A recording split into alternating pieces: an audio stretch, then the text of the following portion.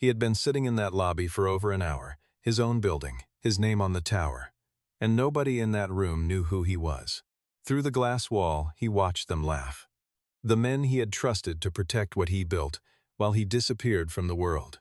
They were talking about him. The founder who walked away. The billionaire who gave up. What they did not know was that his daughter had been paying for his silence at school every single day. Called failure's daughter by teenagers who had never built anything in their lives. And while he had been drowning in grief for 5 years, those men in that conference room had been selling everything he created, piece by piece. His best friend had died, and they had decided that was a good enough distraction. That is how long he waited, 63 minutes. Then he stood up, walked 20 feet, and opened a door. What happened in the next 6 minutes would either save 4,100 jobs or destroy the only thing he had left. To understand how we got here, we need to go back. 5 years back. To a man the entire world had decided was not worth noticing anymore. Charleston, South Carolina. 6:47 in the morning. Denzel Washington stood at the kitchen counter in a flannel shirt that had seen better years. Dark skin showing lines around his eyes that had not come from laughing. Close-cropped salt and pepper hair. Hands that had spent the last 5 years rebuilding vintage car engines in his garage instead of sitting in boardrooms. The gray at his temples had come early. 5 years of running from yourself will do that. The smell of burnt toast filled the house again. Third time this week. His daughter Jordan sat at the kitchen table pushing scrambled eggs around her plate like evidence she did not want to examine. 22 years old. Her mother's eyes, deep brown. The kind that looked older than they should. 4 minutes of silence. Denzel counted it because he had been counting everything since Irene died. Days, hours, minutes until he could fall asleep without seeing the ambulance lights in the driveway. Pancreatic cancer, 14 months from diagnosis to gone. Jordan had been 17. He had been standing in the hallway outside her hospital room when the doctor came out, and something in him had never quite stepped back inside. Jordan's fork scraped the ceramic plate, the only sound in a house built for laughter. Finally her voice came flat. A stone dropped in still water. "Can I work from home today?" Not a question, a statement. Which meant something had happened. Something had been happening for weeks. Denzel set down the spatula, turned, studied her face the way he used to study quarterly reports, back when numbers had meant more than they should. "Bad week?" He said it carefully. Jordan's jaw tightened, the Washington family signature. The thing that happened right before someone chose truth or chose silence. She chose truth. Patrick Whitfield's group found the Forbes profile. The old one with your photo. She set her fork down. They sent it around the office. Someone printed it and left it on my desk with a sticky note. It said, "Does your dad know he's a punchline?" The words landed soft but cut deep. Denzel felt the old familiar pressure behind his ribs. The thing that used to live there during board meetings when someone questioned his instincts. Except this was not business. This was his daughter sitting at a table her mother had picked out, absorbing cruelty because of choices he had made 5 years ago. Patrick Whitfield. He said the name slowly. Jordan looked up. VP of Operations at Caldwell Analytics, where she worked. He found the article about you, the one with the headline. Denzel already knew which headline. He had stopped counting how many times it had been resurfaced in 5 years. The billionaire who abandoned his own legacy. He had never corrected it publicly. Corrections required explaining. Explaining required words he had not been able to find. "I did not abandon it," he said. "I stepped back. There is a difference." Jordan met his eyes across the table. And for half a second Denzel saw Irene looking at him. Same stillness. Same absolute refusal to let him have the comfortable version of the truth. "Prove it," she said. Not angry. Just honest. The way only someone who loves you can be. Denzel opened his mouth, closed it, said what he always said. "You want pancakes instead of eggs?" Jordan almost smiled. Almost. "Pancakes are not going to fix Patrick Whitfield, Dad." "No, but they taste better than burnt toast." This time she did smile. Small, real, progress. They ate in silence for another 11 minutes. Denzel watched his daughter not eat pancakes the same way she had not eaten eggs. Jordan scrolled her phone, frowned at something, put it face down on the table. The gesture said everything. Whatever was circulating at her office this morning, it was not good. Denzel wanted to ask, wanted to see. Wanted to call Caldwell Analytics and explain to every smug VP that his daughter was not a punchline, and that her last name had built more in this industry than their entire department combined. He did not, because 5 years ago he had learned the hard way that showing up angry solved nothing. His phone buzzed on the counter. Once, twice, 7 times in fast succession. He ignored it. Probably market updates.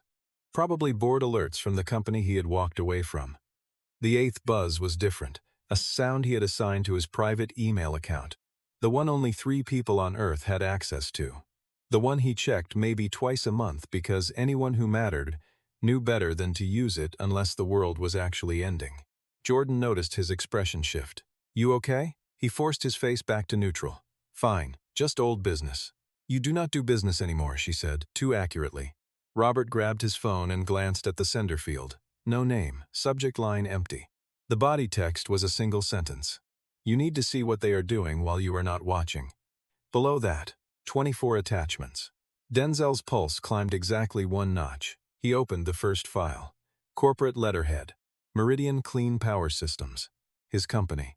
The one he had co-founded 18 years ago with his oldest friend Calvin Moore, in a rented warehouse outside Atlanta, when everyone said grid-scale renewable storage was a decade away from being practical. The company he had stepped away from 5 years ago, because Calvin had a stroke at 51 and never came back to himself, and Denzel could not walk those hallways anymore without hearing his friend's voice in every room. The company currently being run by 2 men Calvin had personally mentored. Brandon Ashworth as CEO, Derek Coleman as COO, both capable, both trusted. Both, until this moment, believed to be loyal. Denzel's eyes moved across the document title. Continental Resource Holdings, Acquisition Proposal. He scrolled. Numbers rose off the page like accusations. Proposed purchase price, $44 billion.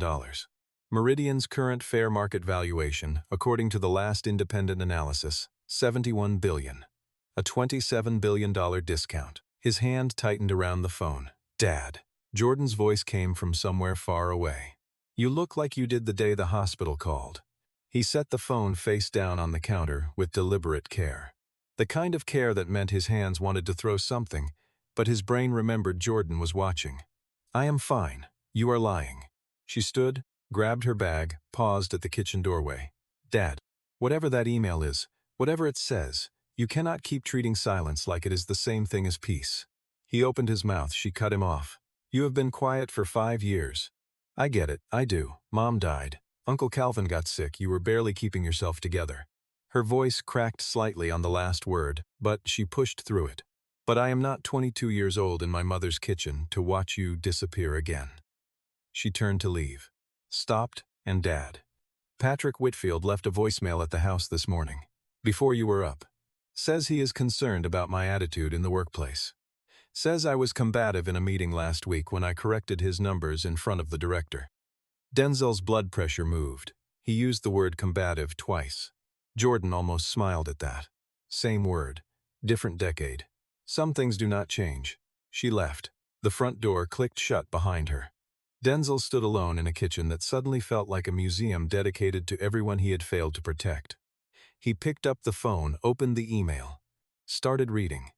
The next 4 hours disappeared into something that felt less like research and more like watching a fire you had thought was out reveal it had never stopped burning. Denzel sat at the oak table Irene had found at an estate sale in Savannah during the first year they were married, back when the Charleston house was supposed to be a weekend retreat before it became where he hid from everything. Attachment after attachment, 24 of them. Building a picture so precise it could not have been anything but deliberate. Brandon Ashworth and Derek Coleman had been negotiating a sale to Continental Resource Holdings for 13 months. 13 months of encrypted meetings, manipulated financial projections designed to make Meridian's renewable division look unprofitable, and a term sheet signed 6 weeks ago that neither of them had disclosed to the board. Denzel still held his seat as chairman, technically, on paper. A detail they had apparently decided no longer mattered. But the real weight came in Attachment 9. Personal Compensation Agreements. Brandon. $91 million exit package contingent on sale completion. Derek. A guaranteed seat on the Continental Resource Board. $14 million consulting contract running 5 years. Both signed. both hidden. Denzel moved to attachment 12. An internal memo, Derek to Brandon, dated 20 months ago. Subject line, Division Restructuring Strategy. The memo outlined a systematic plan to defund Meridian's research department. Redirect budget through line items. Denzel, cross-referenced against attachment 17, where the money actually went. Shell companies. $49 million. 18 months of transfers. Not borrowed, not reallocated, stolen. Denzel's hands were not shaking from fear. They were the particular stillness of a man who has just gone past anger into something quieter and more absolute. He opened attachment 24, a single-page summary. Timeline. Evidence chain. Continental's first approach through last Monday's board pre-meeting, where Brandon had told the remaining directors that the acquisition was still in early exploratory stages. The public announcement was scheduled for 6 days from now. 6 days. Denzel stood, walked to the garage. The space smelled like motor oil and the particular dust that settles on things that have been waiting a long time. A 1971 Chevelle sat in the center bay, engine pulled, block resting on a stand. He had been working on it since Irene died. The engine was rebuilt, the transmission was solid. The body still needed work, but the frame was true. Fixing things you could hold in your hands turned out to be easier than the other kind. On the workbench, in a small wooden box that had belonged to his father, a cufflink, single silver, the letter M engraved on it. Calvin Moore's cufflink. The one he had lost during the night of Meridian's IPO celebration, laughing too hard at something Denzel said, sending it skipping across a hotel ballroom floor. They had never found the match. Calvin had kept this one anyway, set it on his desk, told Denzel it was good luck for half a thing. Denzel had found it in Calvin's office the week after the stroke. He picked it up now, held it in his palm, felt the weight of it. Calvin's voice came back to him. A conversation from 6 years ago.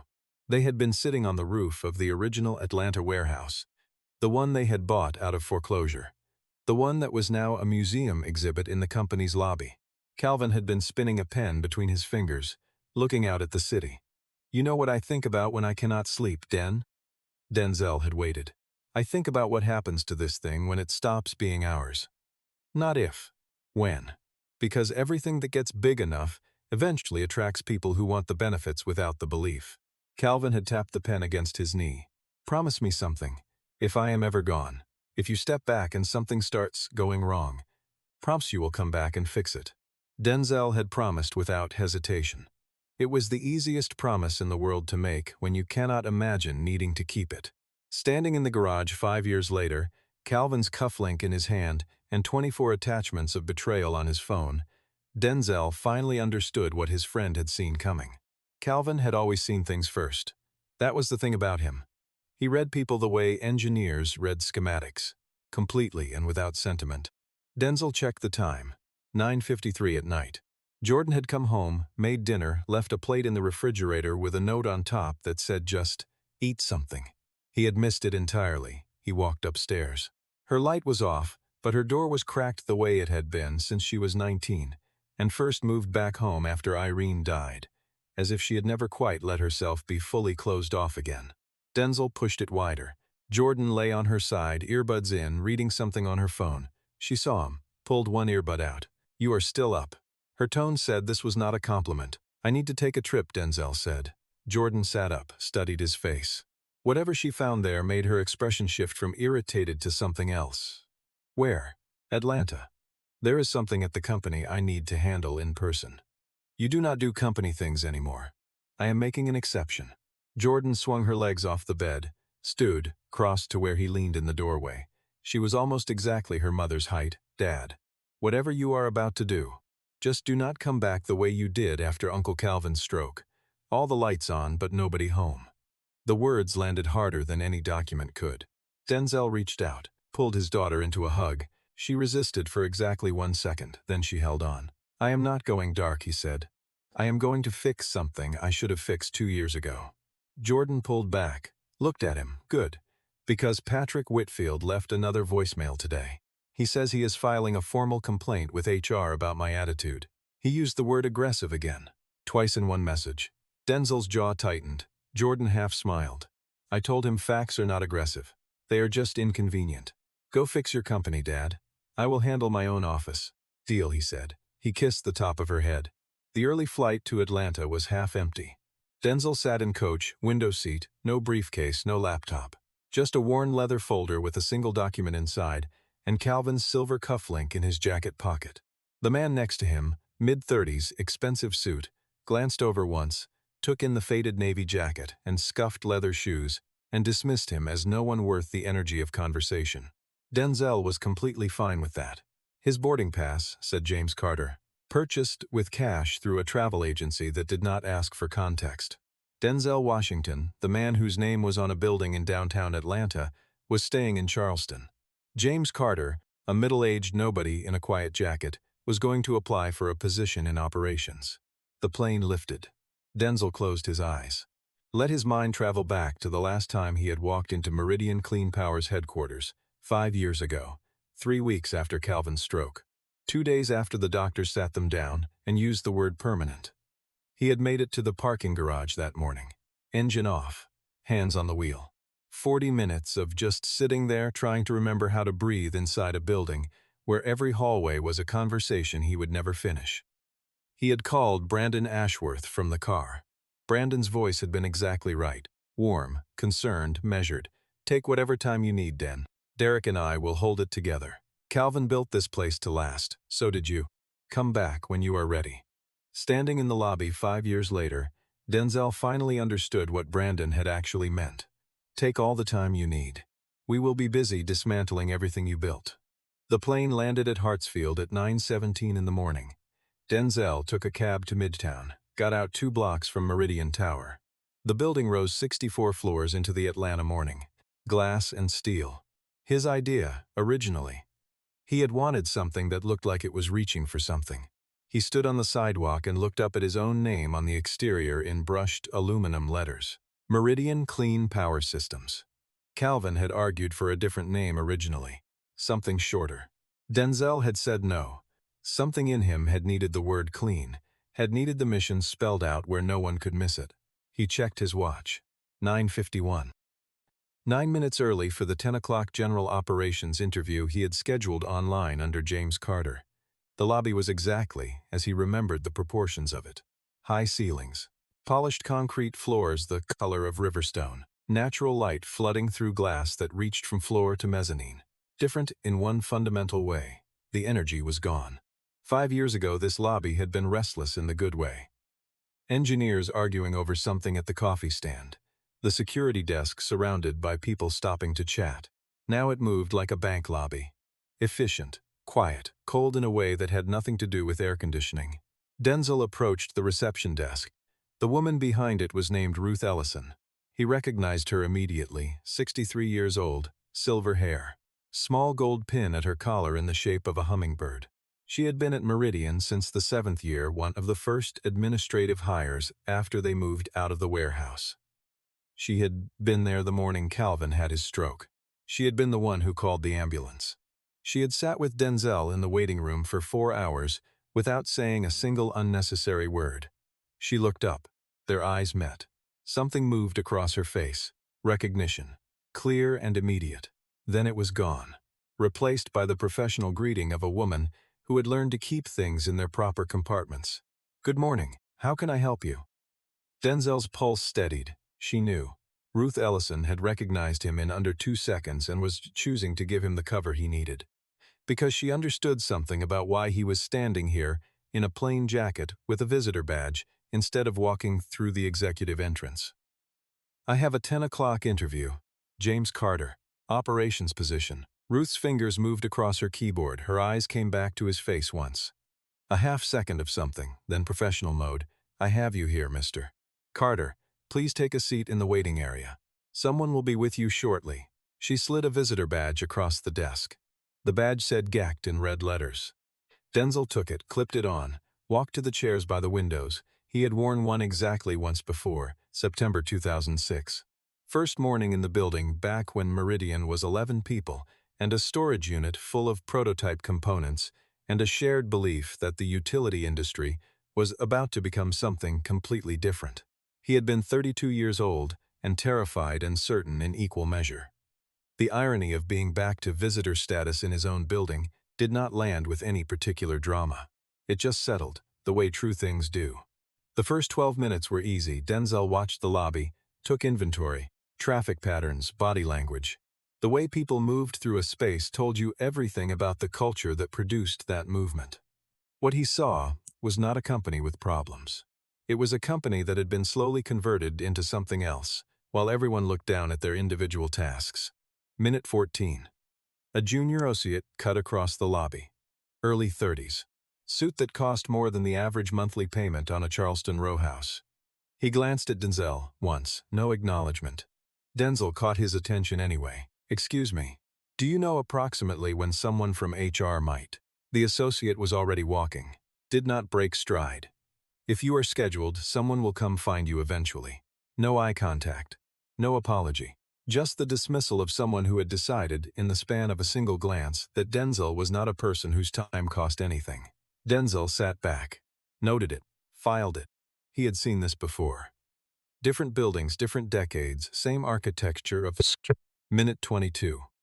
3 engineers moved through the lobby in a cluster, talking fast about something involving load distribution ratios. Denzel recognized 2 of them. Marcus Reeves, VP of Engineering. He had hired Marcus 12 years ago straight out of Georgia Tech after reading a paper Marcus had written about thermal management in high-density battery arrays. Marcus's eyes swept past him without a flicker, a ghost in his own building. Because a black man in a plain jacket in a corporate lobby reads as nobody, every single time. Minute 29, a security guard walked the perimeter. Black man, late 40s, unhurried stride. Their eyes met for a moment. Not the recognition of who Denzel was. The recognition of 2 black men navigating a space that had been designed with a different face in mind. The guard nodded. Once. Barely. Denzel nodded back. Minute 37. Movement behind the glass wall. Conference Room B. The senior leadership group. Denzel could see them through the partition. 11 people. Brandon Ashworth at the head of the table. 49 years old. Charcoal suit. Rolex catching the morning light. He was mid-sentence, gesturing the way a man does when he is accustomed to everyone in a room watching him. Derek Coleman 2 seats down, 47. Leaning back in his chair with the ease of someone who has stopped worrying about appearances because he has already decided the outcome. 8 other executives arranged around them, all angled toward Brandon with the particular attention of people who have learned that agreement is a career strategy. Denzel watched, did not move. Minute 41. A younger man, mid-20s, leaned in the doorway between the conference room and the corridor, loud enough to carry through the glass. "We get another lobby walk-in this morning?" He was talking to someone behind him. Brandon's voice came through muffled but legible. "Old suit sitting by the window?" "Yeah." Brandon said something that made 3 people at the table laugh. Derek's voice came next. Cleaner, more deliberate. The kind of man who chooses his contempt carefully. These are the people who read one article about clean energy and decide they have something to offer a company like ours. More laughter. Denzel sat completely still. Every muscle in his body knew exactly what it wanted to do. Walk through that glass door right now. Watch Brandon's face drain of color in real time. He did not move, because this moment, this exact picture was why he had come. Not to confront, to see clearly. To know with his own eyes what the company had become in the time he had spent hiding in a garage in South Carolina, convincing himself that stepping back was the same as healing. He could see it now. Rotten at the center, the arrogance of men who had confused caretaking with ownership. Minute 53. His phone buzzed. Jordan, Dad. Patrick just sent a company-wide email. He seed the VP of HR. The subject line says Performance Concerns re Jordan Washington. He called me a disruption to team culture because I corrected his forecast model in front of the director. Everyone saw it. Denzel stared at the message. His daughter defending her work with accuracy, and being labeled a disruption for it because accuracy delivered by a black woman reads as something else entirely to men like Patrick Whitfield. The math was simple. Stay in the chair. Let the lawyers manage the acquisition through proper channels. Take the slow road. Or stand up. He thought about Calvin. About the cufflink in his pocket. About the promise made on a rooftop 6 years ago. If something starts going wrong, pull the fire alarm. Minute 63. Denzel stood. Smoothed the front of his jacket, 6'1". Dark skin, gray temples, cheap suit. He looked exactly like what every person in that building had assumed. Nobody. Perfect. He started walking. 30 feet to the glass corridor. 20. 10. Ruth watched from the reception desk. Their eyes met one final time. Hers did not smile. They said something quieter than a smile. Something closer to, "I have been waiting 5 years for this." Denzel pushed through the corridor door, 5 feet from conference room B. He could see Brandon through the glass, still mid-sentence. Could see the room arranged around him like an audience. His hand touched the door handle. Someone inside noticed. The young associate who had leaned in the doorway earlier. He half rose from his chair. "Sir, this meeting is closed." Denzel opened the door and walked in. 11 heads turned, 11 pairs of eyes performing the same rapid calculation. Man, visitor badge, plain jacket, wrong room. Then the next calculation, security. And beneath that, for 2 of them, something slower. Something beginning to surface. Denzel walked the length of the conference room without rushing, without explaining, straight to the head of the table where Brandon sat. He set the leather folder on the polished surface. The sound of it carried like the period at the end of a very long sentence. Brandon looked up, annoyance first, then confusion, then something cracking open behind his eyes. "Den." His voice came out uncertain. A man who had just seen something he believed was impossible. "Den, we did not know you were." Denzel raised one hand, open palm. Brandon stopped talking.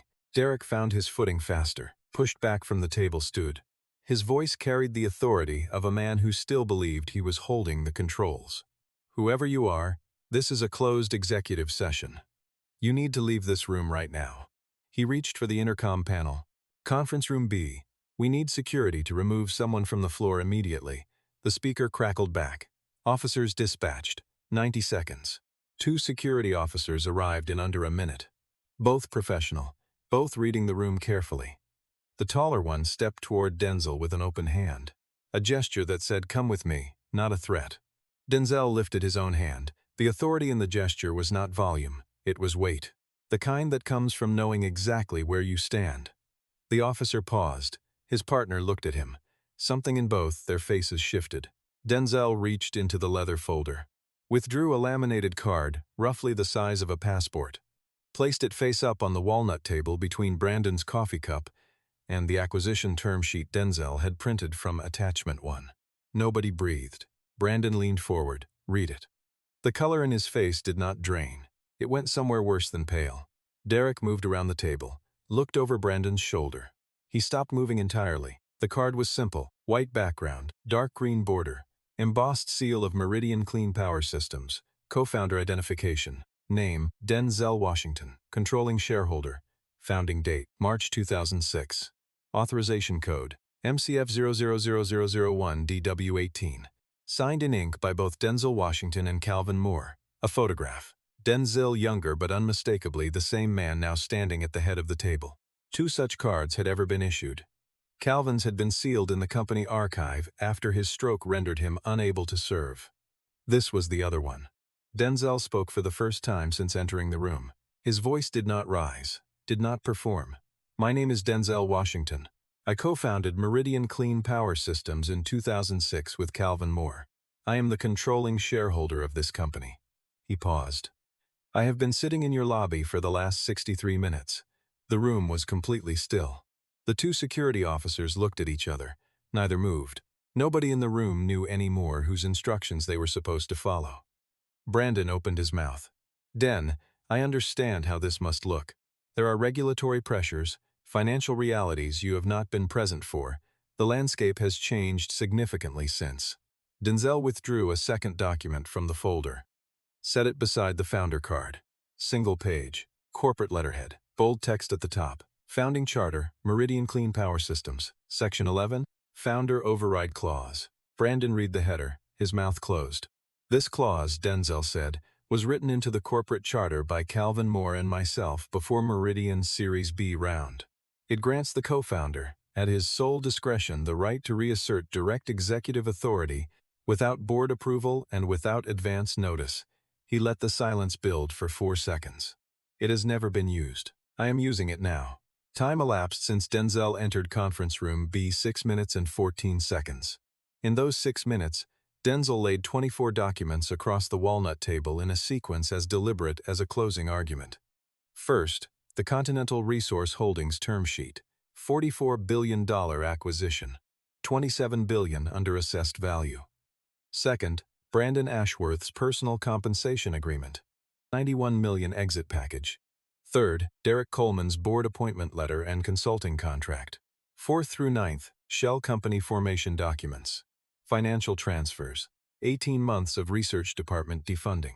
10th through 24th, encrypted communications. Internal memos. Timeline.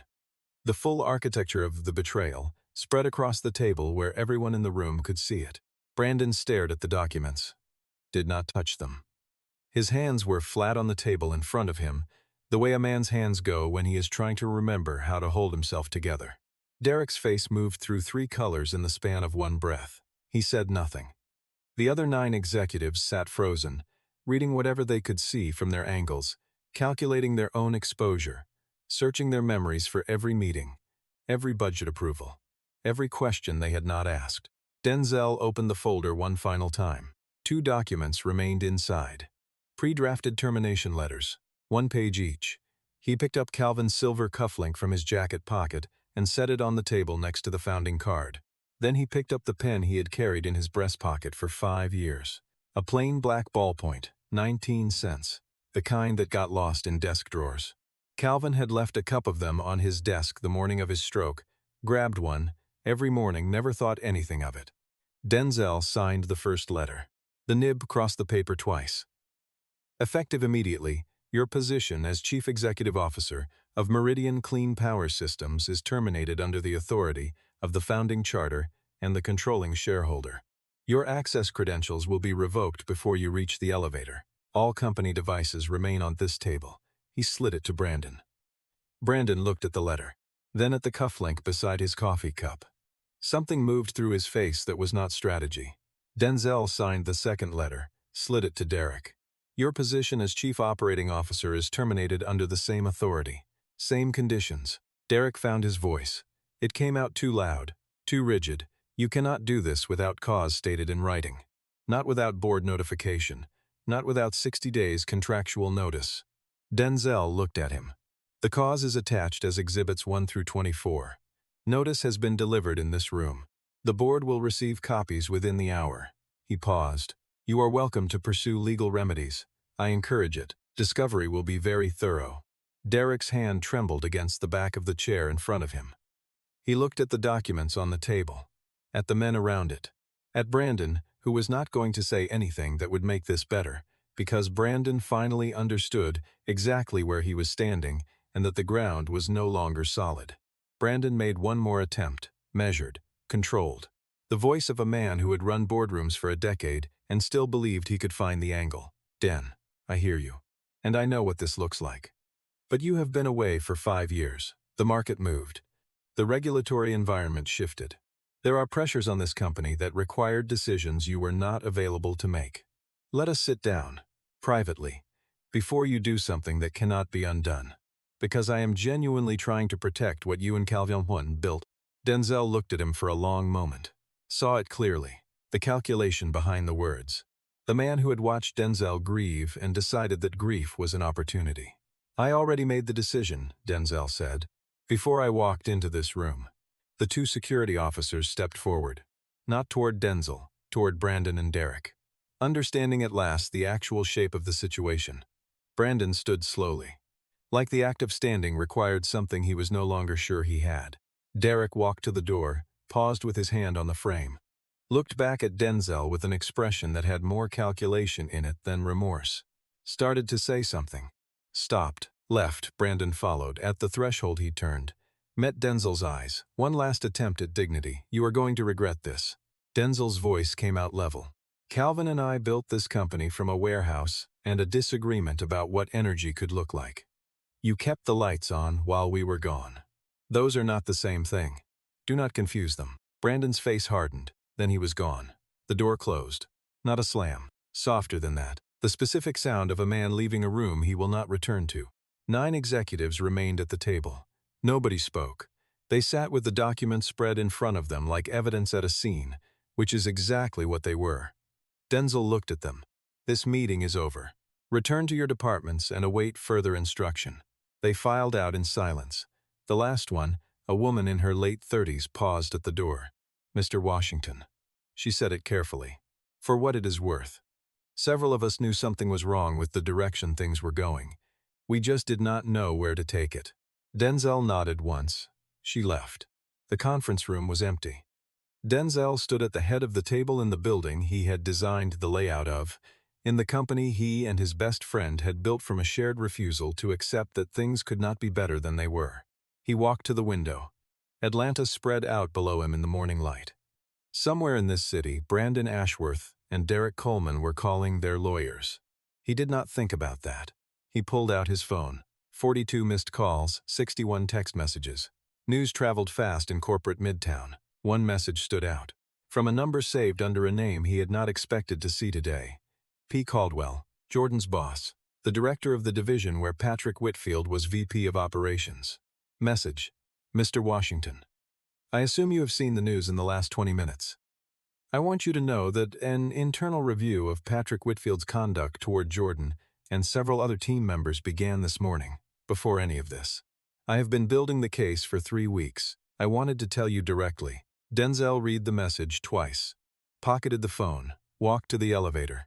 The lobby was loud now, nothing like the cold efficiency of 2 hours ago. Employees in clusters, phones out, the sound of a company discovering its own story in real time. Denzel walked through it like a current moving the wrong direction. Ruth Ellison watched from the reception desk. When he passed her, she said nothing, just nodded once. The particular nod of a woman who had waited a long time to see something put right. Denzel took the elevator to the 61st floor, the executive suite. Brandon's office door stood open. Denzel walked in. It had been his office first, back when the building was new, and Calvin's office had been right next door, and they had spent evenings arguing about chemistry and laughing about the absurdity of 2 men from South Carolina and Alabama trying to convince the utility industry to change how it thought about power. The furniture was different, expensive now. The walls carried photographs of Brandon with senators, industry leaders, 2 former secretaries of energy. Denzel took them down one by one, faced them inward against the baseboard, sat in the chair behind the desk, set Calvin's cufflink on the blotter next to the pen. He did not feel victorious. He felt the weight of something much heavier than victory. He felt like a man who had just understood that healing and hiding were not the same thing, and that he had spent 5 years choosing the wrong one. His phone buzzed. "Jordan, Dad, it is all over LinkedIn and the Atlanta Journal website. Founder returns, fires CEO in surprise move. Are you okay?" Denzel typed back, "I am okay. Did what I came to do. Call you tonight. I love you." Jordan's response came in 8 seconds. "I am proud of you." 3 words. He read them 4 times. He put the phone down, looked at Calvin's cufflink, picked up the pen, started working. Over the next 72 hours, the company did not collapse. It shuddered, it recalibrated, it breathed differently. Denzel held an emergency all-staff meeting broadcast to every office. 2,200 employees across 4 states. He spoke without notes. "My name is Denzel Washington. Most of you have never met me. I walked away from this company 5 years ago because my co-founder and closest friend suffered a stroke, and I did not know how to keep building something we had made together without him in the room." His voice carried through the auditorium and through screens in Birmingham and Charlotte and Nashville. That was the wrong choice. I trusted the wrong people to protect what Calvin and I started. They did not. I am not here to promise this gets easier in the next few weeks. It will not. We are in disruption. But I am promising you this. If you stay, your work matters. We are going back to what this company was built to do. Real grid-scale renewable storage that works at scale. Not earnings manipulation. Not a private sale to interests that would have used our patents to delay the very thing we built them to accelerate. He held up the plain black pen. This belonged to Calvin Moore. He left a cup of them on his desk. Never thought anything of it. I carry one now because it reminds me that the things worth building are never as complicated as the people who stop believing in them make them seem. The applause started in the back of the auditorium. Then the front. Then the room was standing and Denzel stood at the podium and did not smile, just nodded once, the way Calvin always did when something was true and did not need decoration. The next developments came in a sequence that surprised even Denzel. First, a woman named Patricia Caldwell, director of analytics at the company where Jordan worked, filed a formal workplace misconduct complaint against Patrick Whitfield that same week. The complaint included documentation of a pattern of targeting female employees of color with double-standard performance reviews, repeated misuse of the word aggressive as a professional descriptor, and a specific incident in which Whitfield had altered a subordinate's forecast report before submitting it to senior leadership, taking credit for the corrected numbers. Jordan had not been his only target. She had just been the one who started keeping records. Patrick Whitfield was placed on administrative leave, pending investigation 3 days later. He did not return to the company. He posted a statement on LinkedIn, calling the process unfair and politically motivated. 107 colleagues saw it. 11 responded. The rest were silent in the particular way that silence speaks. Second, a former Meridian engineer named Raymond Holt came forward publicly. He had left the company 14 months earlier after his research team's budget was eliminated in one of Derek Coleman's restructuring rounds. Raymond gave a statement to the Atlanta Journal. He described being told his work was being deprioritized for strategic reasons. He described watching 18 months of battery density research be shuttered for no technical reason that any engineer could identify. He described the day he cleaned out his desk, and Derek Coleman walked past his office and did not stop. Raymond's statement ran alongside the first wave of document releases. The combination produced something that spreadsheets alone could not. It made the betrayal legible to people who did not speak finance. Third, the SEC opened a formal inquiry within 5 business days of Denzel's press conference. The inquiry covered securities disclosure violations, potential market manipulation through the manufactured financial projections, and the shell company transfers. Federal prosecutors requested a meeting. Denzel attended with counsel, answered every question, provided every document. Calvin's cufflink was in his jacket pocket the entire time. The legal response from Brandon and Derek came quickly. Wrongful termination, breach of process, a claim that Denzel had acted in emotional distress and without rational basis. Their attorneys filed for an emergency injunction to freeze executive decisions pending resolution. The injunction was heard in federal court 4 days later. Denzel's attorney, a woman named Carolyn Marsh, who had been practicing corp law in Atlanta for 31 years, and who had a reputation for saying exactly what she meant, and nothing else, presented the 24 attachments in order. The presiding judge denied the injunction in 40 minutes. The ruling noted that the founding charter provisions were unambiguous, the evidence of fiduciary breach was substantial, and that a controlling shareholder invoking charter authority in the face of documented fraud did not constitute the kind of irreparable harm to the defendants that would justify freezing the company's operations. Brandon's attorneys requested a settlement conference 2 days after the ruling. Denzel declined through Carolyn. Brandon requested again, declined again. Some things do not settle. Some things go to trial because the record needs to exist. The stock recovered, slowly, then faster. By the end of the 3rd week, Meridian Clean Power was trading 11% above its pre-crisis valuation. Analysis in the Wall Street Journal attributed the recovery to what it called a market response to the reassertion of mission-driven leadership. Denzel read that phrase once, did not save it, did not share it. He was already working on the next thing. A woman named Sandra Pierce had reached out 48 hours after the press conference. She was CEO of Harrington Solar, a company Denzel had watched from a distance for 4 years as the most serious technical competitor to Meridian in the southeastern grid market. Sandra had called directly. Not through assistance, she said, "I heard what you did. I also heard what Brandon tried to do to you before you came back. He called me 2 years ago.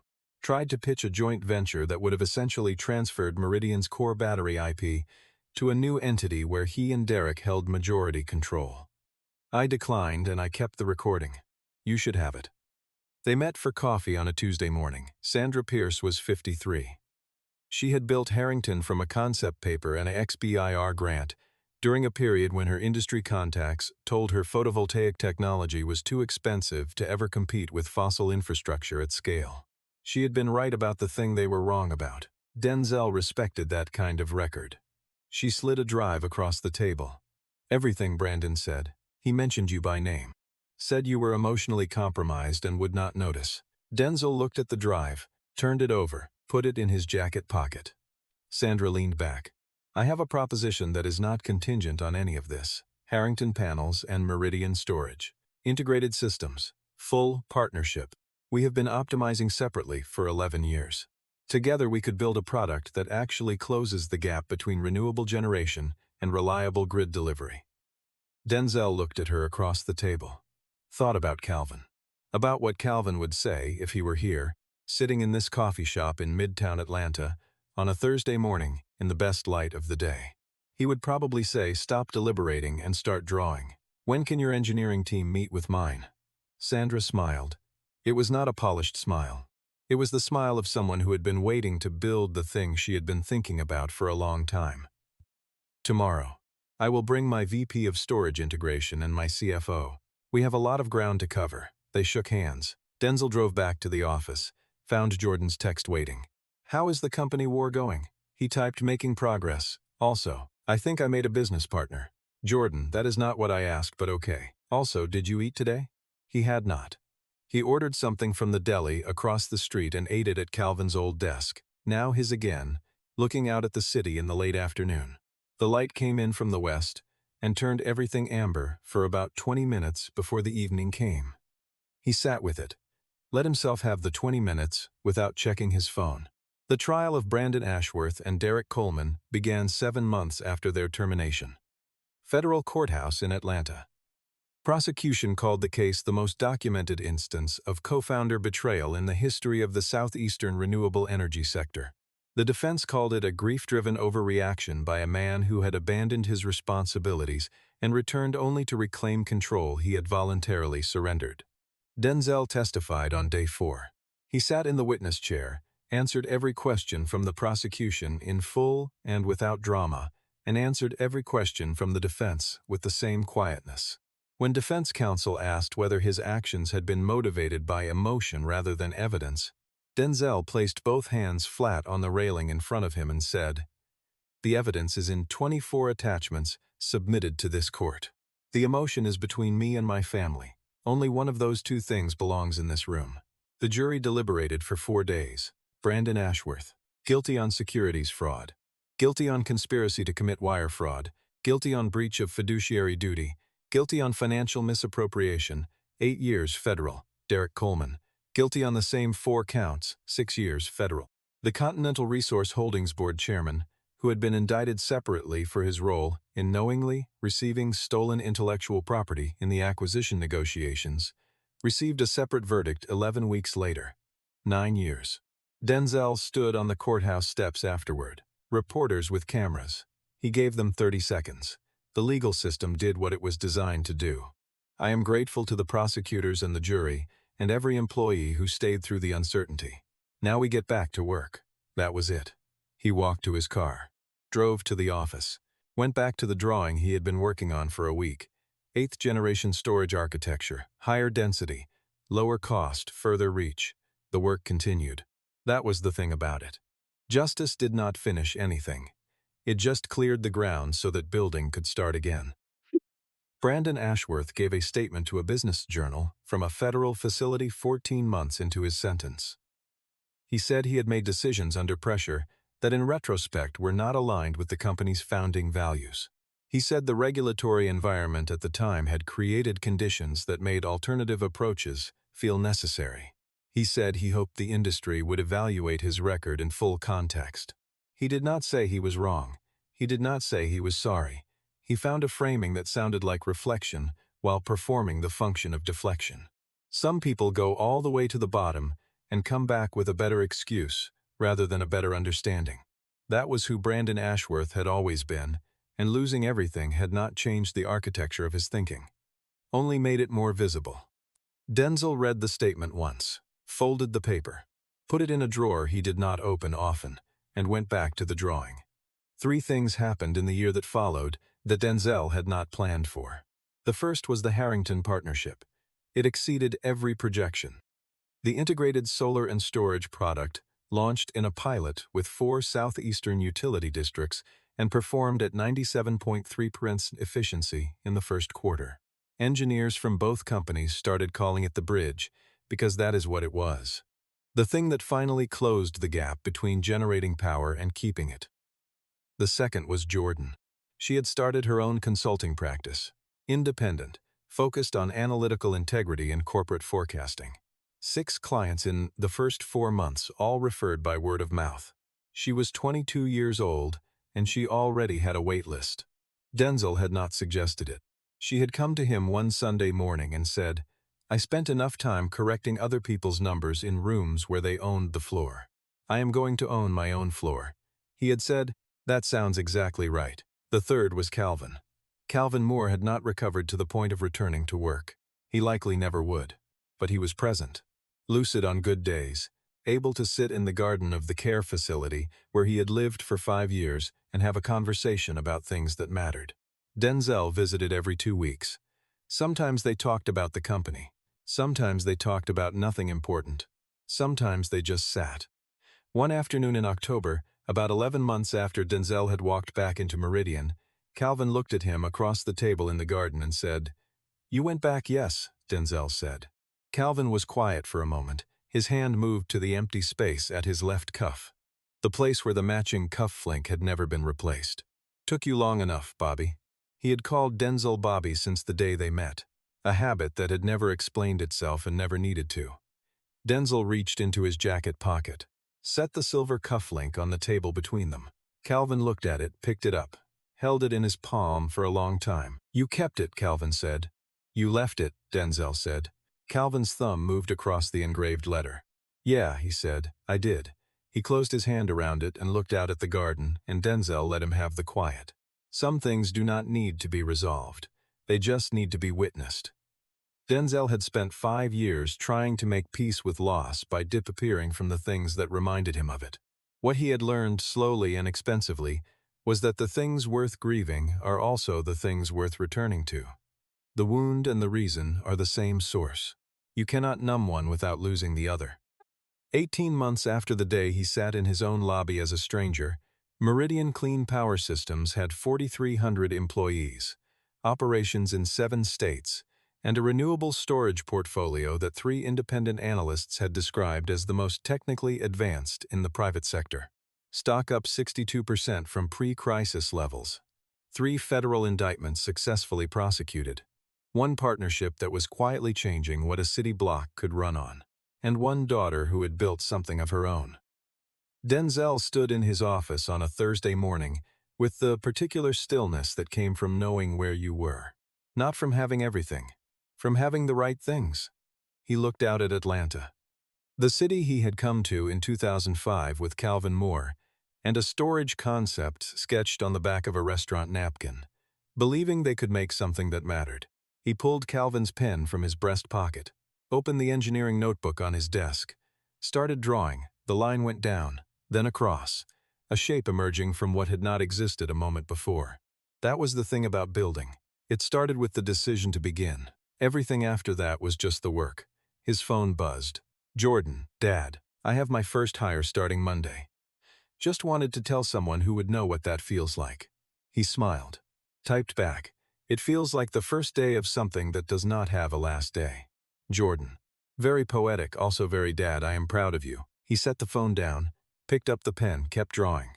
Outside the windows, Atlanta moved in its particular morning rhythm. Traffic on Peachtree. Cranes on 2 construction sites visible from the 61st floor. The sky the particular clear blue that comes in October when the humidity finally releases and the light gets sharp again. Calvin's cufflink sat on the corner of his desk. The pen in his hand cost 19 cents. The drawing in front of him would eventually become something real. That was always how it worked. That was always what it cost. The willingness to stay in the room. The willingness to come back after you have left. The understanding that the people who dismiss you on sight have given you nothing except the clearest possible view of exactly who they are. And the quiet, unargued knowledge that what you build is always larger than what they take. Denzel Washington, 61 years old. Black man from South Carolina. Co-founder, father widower. The person every junior executive in that lobby had decided was nobody worth a second look. He kept drawing. The future arrived 1 line at a time, and he was not done yet. If this story stayed with you, I would love to hear your thoughts in the comments. Have you ever witnessed someone being underestimated, only to discover who they really were? Share your story below. And if you want more stories like this, stories about ordinary people with extraordinary hidden depths, hit that subscribe button. I will see you in the next one.